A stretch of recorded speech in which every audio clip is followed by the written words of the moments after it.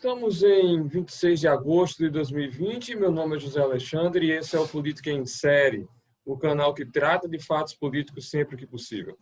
Nesse quadro, fazemos 5 perguntas para desengatar uma conversa. O nosso tema de hoje é o Lego psicodélico, federalismo e implementação de políticas públicas no Brasil. Para falar sobre esse tema, aqui comigo está hoje a professora Lucileia Colombo. Eu vou tomar a liberdade de chamar ela de Leia. Posso? Pode, Zé. Ela é professora de Ciência Política da Universidade Federal de Alagoas, especialista em federalismo, desenvolvimento regional, processos decisórios, dentre outros temas. Bom, seja muito bem-vinda, professora Leia. É um prazer tê-la conosco aqui. Muito obrigada, Zé. Prazer é meu. Obrigada pelo convite. Tenho acompanhado todos os episódios, viu? E vamos que vamos. Vamos lá, Léa.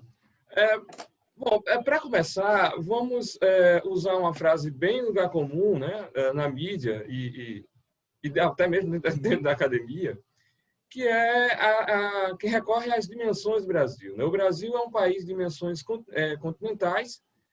Nosso território está dividido em 26 estados, mais o Distrito Federal, e mais de 5.500 municípios de diferentes tamanhos.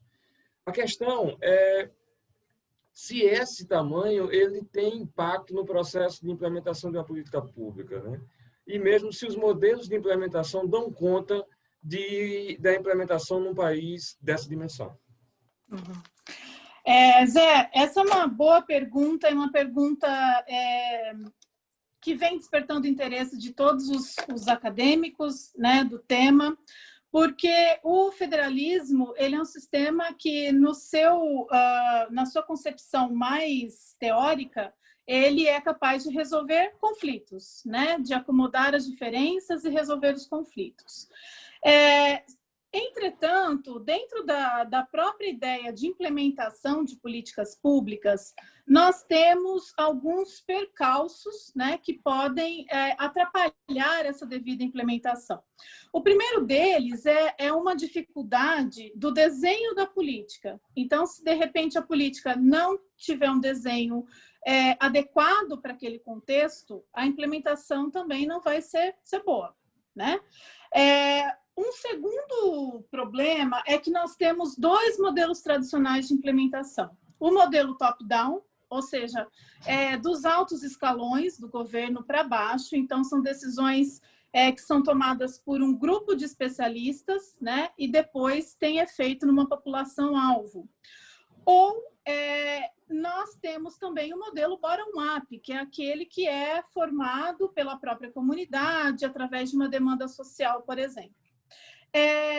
Na realidade, esses 2 modelos, eles precisam de uma figura essencial, que é o empreendedor de políticas públicas. Quem é essa pessoa, né? Esse empreendedor é aquele que, de fato, vai mobilizar recursos, vai mobilizar apoio, vai mobilizar consenso, vai fazer barganhas com grupos de interesse, com grupos de pressão, né, para que aquela política, de fato, seja implementada. E o que acontece? Então, da mesma maneira que uma janela de oportunidades, ela se abre, né, e aí falando um pouco de agenda, da mesma maneira que uma agenda ela se abre, ela também pode se fechar, caso nós não tenhamos uma mobilização adequada para que essa política pública venha a ser implementada lá na frente no ciclo. Porque a ideia é que o ciclo é formação de agenda, formulação da própria política pública, implementação, monitoramento e avaliação. Claro que com algumas derivações, né? Existem autores que colocam outros subgrupos dentro desse ciclo, mas o mais tradicional é esse. Então, na realidade, para manter uma janela aberta, uma janela de oportunidade, aí tomando de empréstimo o modelo do Kingdom, né? De implementação e de formação da agenda, nós precisamos de pessoas empenhadas em levar aquela política adiante. Porque qualquer mudança de governo, ou qualquer crise, ou qualquer evento extraordinário poderia impedir essa formulação de levar aquela política adiante. Outro ponto muito importante são os chamados burocratas de nível de rua. que são aquelas pessoas, aqueles indivíduos que, de fato, lidam tanto com o desenho inicial da política como com a população-alvo. Ou seja, ele vai conversar direto com as pessoas afetadas por aquela política. E, necessariamente, ele tem uma condição que a própria administração pública admite, que é a discricionariedade. Todo servidor público, né, todo implementador de políticas possui a discricionariedade. E alguns autores trabalham com a ideia de que essa discricionariedade pode afetar o desenho inicial da política pública. O que acontece, por exemplo, algumas políticas elas falham ou elas são interrompidas por uma falta de formação dos burocratas de nível de rua, né? Porque a política pública ela é também um processo pedagógico para quem trabalha diariamente com ela, né? Então não dá para imaginar um pacote que cai no colo do funcionário e ele tem que lidar com aquilo. Então, se ele souber como lidar com aquilo, a possibilidade de sucesso é muito maior, né? Então, o desafio dos burocratas de nível de rua é compreender, de fato, o desenho inicial dessa política pública, né?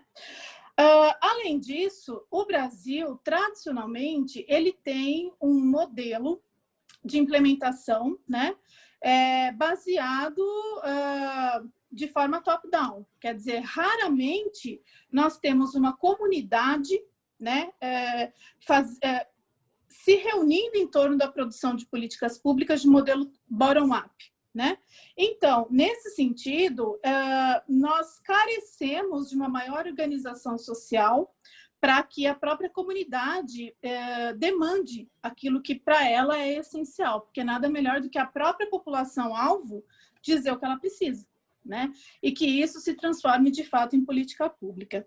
Então, os modelos existentes hoje, eles servem um pouco para direcionar o processo decisório, para a gente entender quem são os atores, quem são as figuras que fazem parte dessas decisões, mas, como no Brasil, e aí tomando de novo, né, no início dessa conversa, o federalismo, ele é uma relação complexa, ele é uma relação que envolve conflitos velados e não velados, né, porque muitos deles não são velados, e se fossem, eu acho que seriam melhores, porque assim nós teríamos meios para solucioná-los, né? Então, alguns modelos da literatura, especialmente que são modelos americanos, eu acho que eles precisam de uma reinterpretação para o caso brasileiro. Porque o nosso processo decisório, os nossos atores são muito diferentes dos atores de outros contextos, europeu, o próprio americano. Maravilha, Léa. Deu uma aula, deu um show. E assim, vamos para frente. Eu vou trazer um pouquinho aqui a nossa discussão para um pouco para mais atual, para mais perto do contexto atual. Eu vou te fazer uma pergunta sobre o ideal do governo de mais Brasil e menos Brasília. No discurso, esse atual governo quer implementar essa orientação para gerir e para implementar políticas públicas. A minha pergunta dá para entregar isso? Esse processo de descentralização, ele é de fato bem-vindo para o processo de implementação de políticas no Brasil? Zé, essa pergunta também é crucial, porque assim, a descentralização, ela foi vista, especialmente nos anos 80, com duas funções principais. A primeira delas, ela foi associada com uma redemocratização. Então, nós estávamos saindo de 21 anos de período autoritário e a descentralização, ela foi vista como aquela que conseguiria romper com padrões de Estado centralizador e, portanto, autoritários e tudo mais. E uma segunda característica da descentralização é que ela vinha atender um ator que até então não estava formalmente inserido no corpo constitucional, que são os municípios. Os municípios passam a ter legalidade a partir da Constituição de 88. Eles nascem com a Constituição, né? Só que, então, nós temos esses dois problemas. O primeiro é uma confusão em torno do programa de descentralização que não necessariamente vem atender unicamente a um processo de democratização do país, né? E um segundo ponto é que nós não tivemos também nesse processo um programa claro de implementação dessa descentralização.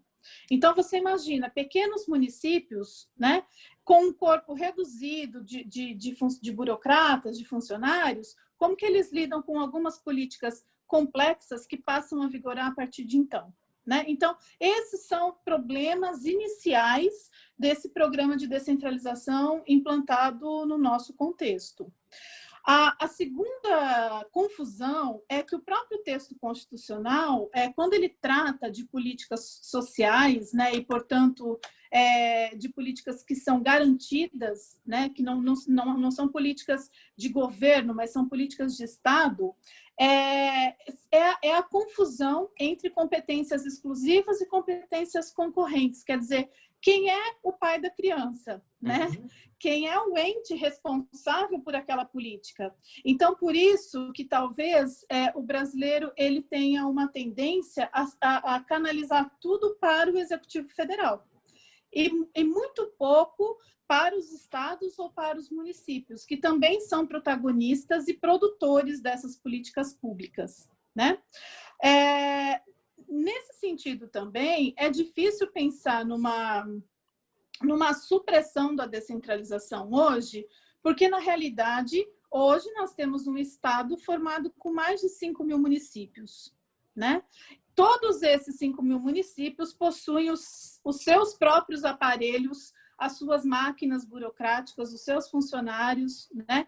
Então, e cada um amparado pelos seus processos decisórios também específicos e pelos atores políticos que fazem parte desses pequenos municípios, sejam eles governamentais ou não, né? Então, a ideia do mais Brasil e menos Brasília, né? Mais do que um processo de descentralização, mas visando um fortalecimento das próprias relações intergovernamentais, né? Porque uma coisa é você ter um processo de descentralização onde você fortalece União, estados e municípios e enriquece essa relação. Outra coisa é, de repente, o programa visar apenas um espraiamento do poder político, né? Concentrado ainda em Brasília, mas com poucas ramificações no que tange à expertise técnica desses municípios, né? Então, precisa ver com muita cautela o que o programa se propõe, né?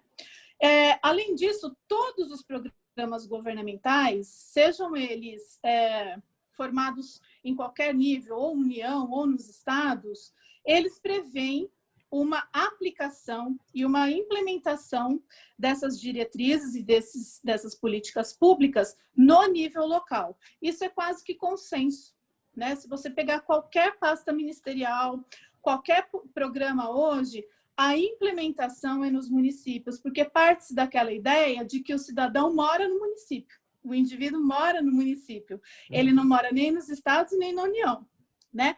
Então, os municípios passam a ser ambientes privilegiados para a implantação e a implementação de políticas públicas. Porém,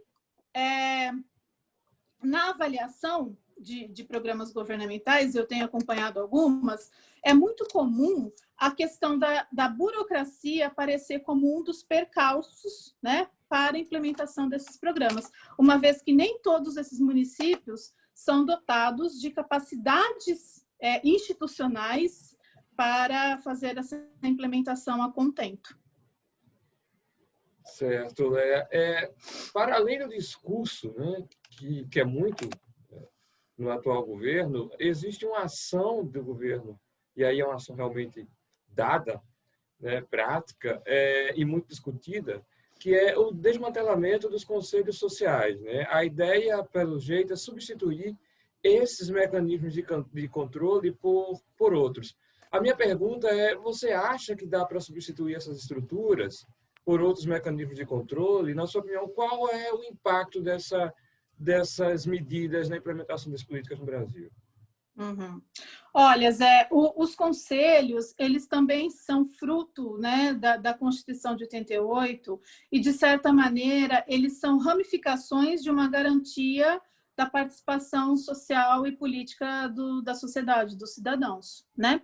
Há toda uma literatura que, inclusive, indica a questão da efetividade das instituições participativas no Brasil. E vários autores, né, como o Leonardo Avritzer, o Adrian Lavalle, o próprio Wagner Romão discute bastante isso, da efetividade, quer dizer, da necessidade de fomento das instituições de participação no Brasil. Entretanto, existe também o entendimento de que todas as formas institucionais de participação, elas correm o risco de serem apropriadas, né, por quem tem mais capital social, ou por quem tem mais capital político dentro desse jogo, né? Então, vamos pegar, por exemplo, para além dos conselhos, a experiência, por exemplo, do orçamento participativo, que foi uma experiência bem sucedida, especialmente lá nos anos 2000, né? Veio com muita força até meados de 2000, com experiências em Porto Alegre, começou em Porto Alegre, depois foi para Belo Horizonte, o próprio interior de São Paulo também teve muito essas experiências do OP, né? Inclusive, a Prefeitura de Araraquara continua com a experiência do OP muito forte, isso é o carro-chefe do governo municipal lá, né? Entretanto, o que aconteceu foi que o próprio OP, nas experiências passadas, eles entraram nesse problema de serem apropriados por quem tem mais voz, né? Aí a gente retoma lá para os clássicos da participação, quer dizer, quem tem voz, quem participa de fato da sociedade, né? Por exemplo, é o cidadão que trabalha 8 horas por dia e ele não tem tempo de ir numa reunião de um conselho que acontece às 3 horas da tarde? Porque geralmente é nesse horário, no meio do expediente, né? Ou então, como ele fica sabendo das reuniões? Porque se você entra nos sites das prefeituras, nem todas disponibilizam o horário das reuniões. Então, assim, nós temos problemas, mas isso não significa que eles não são efetivos, né? Quando você tem um carro velho, você não joga o carro embora, você arruma o carro, né? Então, é o mesmo com as instituições que nós conhecemos. Elas carecem de um monitoramento e, portanto, de reparos, né? Para que elas consigam funcionar a contento. Nesse sentido, eles precisam continuar, né? Mesmo que eles sejam apropriados por uma técnica muito grande ou uma linguagem que não seja acessível aos cidadãos, né? Algumas pessoas que participam reclamam disso, né? Que eles não entendem muito a linguagem utilizada ou que está sendo debatido. Eles precisam continuar porque eles são necessários para a própria implementação de política pública, né? Uma vez que algumas delas o pré-requisito da transferência governamental federal é que exista a deliberação ali no Conselho, né? Então, na realidade, para aprimorar essa arena, a ideia é de que a política possa fazer sentido para o cidadão, né? Que ele consiga visualizar na arena da política a possibilidade de resolução dos seus conflitos, tanto individuais como coletivos, numa sociedade que tem a hiperindividualização aí como elemento essencial, né? Mas que ainda assim precisa fazer sentido, porque senão nós continuaremos com a dualidade gestão e povo. E isso não pode acontecer, não são esferas separadas, mas são esferas que se complementam, inclusive para a geração de accountability, né? Para a gente fazer parte das decisões, uma vez que o dinheiro é público, a ideia é que nós participemos da política, de todas as decisões, né? Isso, boa, boa. Uma outra coisa que tem sido muito discutida, e eu acho que faz parte dessa discussão sobre o processo de implementação de política pública no Brasil, é a nossa baixa capacidade de usarmos o saber burocrático, né? Essa pandemia que estamos atravessando, a gente não tem muito como fugir desse assunto, eu teria que aparecer aqui, revelou, dentre outras coisas, essa nossa baixa capacidade, né?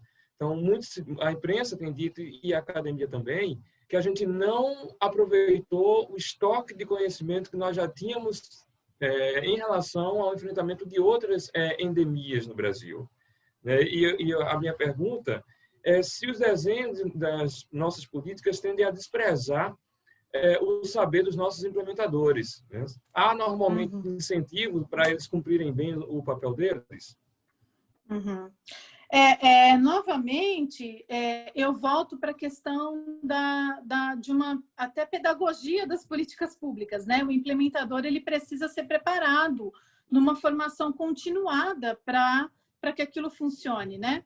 Ontem mesmo eu estava falando com uma pessoa de uma secretaria e ela me disse, olha, a política praticamente estava destinada ao fracasso. E o que nós fizemos? Uma força-tarefa para dar cursos para esses funcionários, para que eles entendessem o desenho dessa política pública.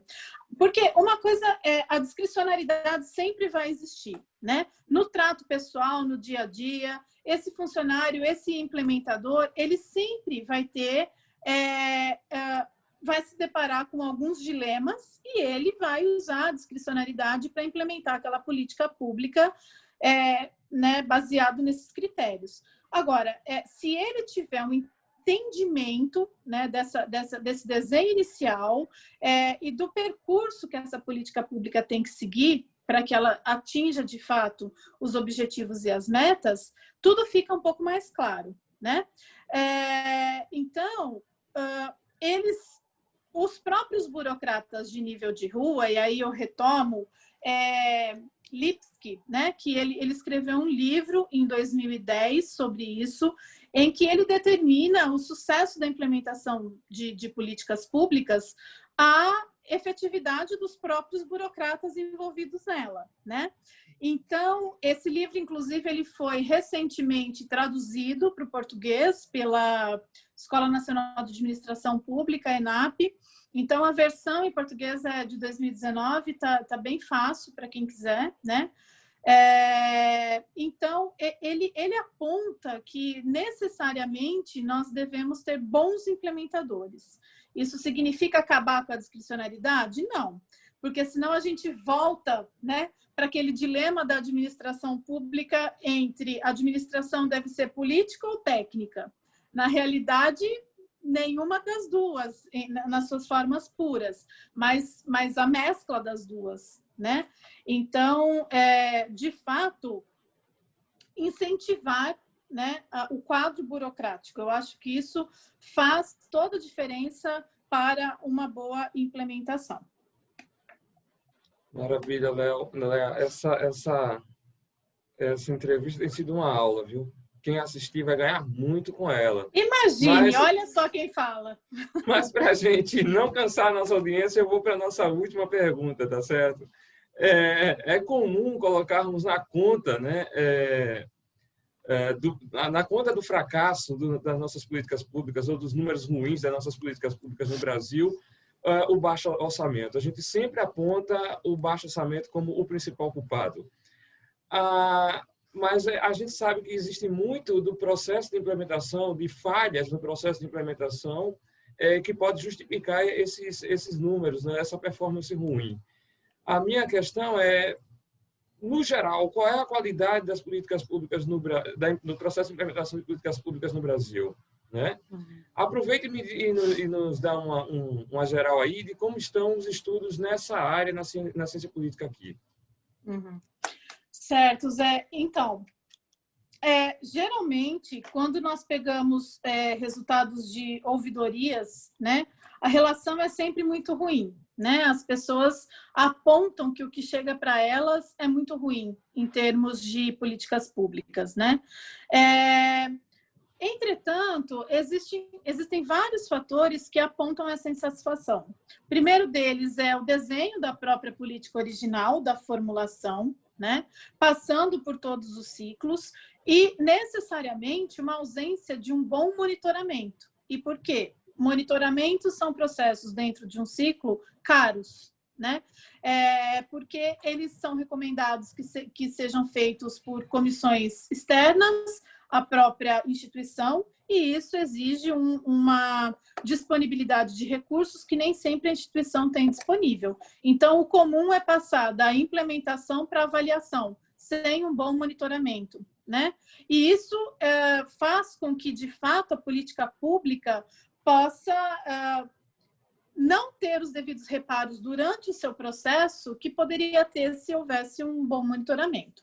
Esse é um primeiro ponto, né? Então, de repente, essa insatisfação com a qualidade das políticas deriva desses dois fatores. Em relação aos estudos, né, de implementação, existem alguns autores que estão discutindo mais amplamente esses modelos, mas são modelos americanos com releituras do nosso contexto. A Gabriela Lota é uma dessas referências importantes na área de implementação. A Vanessa Elias também tem trabalhado bastante com isso. O próprio Fernando Abrúcio, né, fez alguns trabalhos sobre a implementação. E, na realidade, hoje, o que nós temos também levado em conta nos estudos de implementação, que são chamados de quarta geração, o primeiro, segundo e terceiro focavam em aspectos bem desenhados, né? Ou a burocracia, ou a própria questão dos modelos. Nessa quarta geração, nós temos a questão privilegiada da governança, né? E da governança multinível também. O que significa isso? É você apontar dentro do processo decisório os atores, as instituições, as próprias relações federativas, né, entre União, Estados e municípios que são travadas no momento da implementação, né? As chamadas capacidades estatais, que é um termo do Peter Evans, né, e que depois foi até utilizado pelo Tilly, e por tantos outros. A partir disso, você pode estabelecer modelos, né, com alguns quadros comparativos importantes para indicar se determinada instituição possui, de fato, essas capacidades estatais ou não. E aí a gente vem um pouco até para uma literatura da própria administração pública, né, que une, portanto, esse conceito de governança atrelado à implementação das políticas públicas, né? E para a gente saber se uma política ela também teve um bom desenho ou teve uma boa implementação, o estágio final e decisivo, o grande tribunal da política pública é a fase final da avaliação. A avaliação ela é um bom indicativo de todos os outros estágios, né? Porque ela vai dizer, de fato, se a política pública teve o sucesso ou não. E, portanto, ela vai indicar a continuidade ou a interrupção. Lembrando que nem todos os programas que são interrompidos fracassaram, né? Às vezes eles cumpriram o seu papel e por isso eles estão acabando. Mas, de fato, o tribunal é a avaliação, né? Certo, Léa. Muito obrigado pela sua entrevista. A gente está muito feliz de ter você aqui. Eu não tenho dúvidas de que será um sucesso. Tá? Eu que agradeço, Zé. Muito obrigada. Essa iniciativa é muito legal porque ela democratiza, né, conceitos que são tidos como como tabus, né, dentro da própria ciência política. Então, parabéns pela ideia. Eu acho genial. Agora, essas novas tecnologias estão aí para ajudar o ensino, né? Então, obrigada pela possibilidade também. Obrigado a vocês. Ficamos por aqui, devidamente quarentenados.